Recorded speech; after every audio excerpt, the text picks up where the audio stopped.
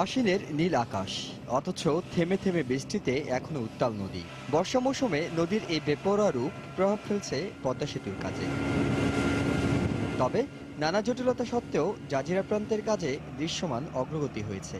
৪২টি পিলারের ২৫২টি পাইলের মধ্যে ৫০টি পুরো এবং ৬৭টি পাইলের নিচের অংশ নদীর তলদেশে প্রবেশ করানো হয়েছে।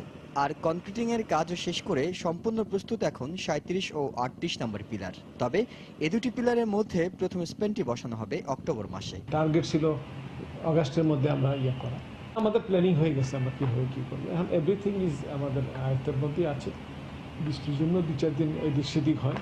নদীর পাড় থেকে ১৫০ মিটার দৈর্ঘ্য ও ৩,০০০ টন ওজনের এক একটি স্পেন পিলারের কাছে নিয়ে যেতে ব্যবহার করা হবে ৩৬০০ মেট্রিক টন ক্ষমতা সম্পন্ন ক্রেন। এটি নদীতে চলাচল করতে ৫ মিটার গভীরতা প্রয়োজন হলেও সাধারণত পদ্মায় পানির গভীরতা থাকে ৩ মিটার। সেক্ষেত্রে নদীর পলি সরিয়ে করতে হবে এই কাজ। এখন যদি ড্রেজিং করি সমস্যা হলো ৭ দিন পরে আবার ১ মিটার পড়ে যাবে। আমরা এখন সিদ্ধান্ত নিয়েছি যে আমাদের এই সামনে দিয়ে ড্রেজিং করে যাবে, পিছন দিয়ে এই স্প্যানটাকে নিয়ে যাবে, এই ফলো করে ওটা। হেমার জটিলতার কারণে কাজ ব্যাহত হলেও গত মাসে প্রকল্পে যোগ হয়েছে ১৯০০ কিলো জুলের নতুন একটি হ্যামার। বর্তমানে তাই মোট ২টি হ্যামার দিয়ে কাজ করা হচ্ছে।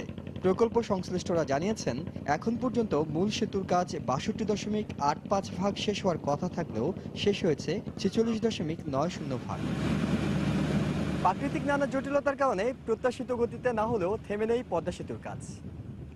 ঢালাই এবং ক্যাপ বসিয়ে ৩৭ নম্বর পিলারটিকে পুরো প্রস্তুত করে নেওয়া হয়েছে। একই অবস্থা ৩৮ নম্বর পিলারটিরও। এই দুটি পিলারের মধ্যে বসবে পদ্মা সেতুর প্রথম স্প্যান।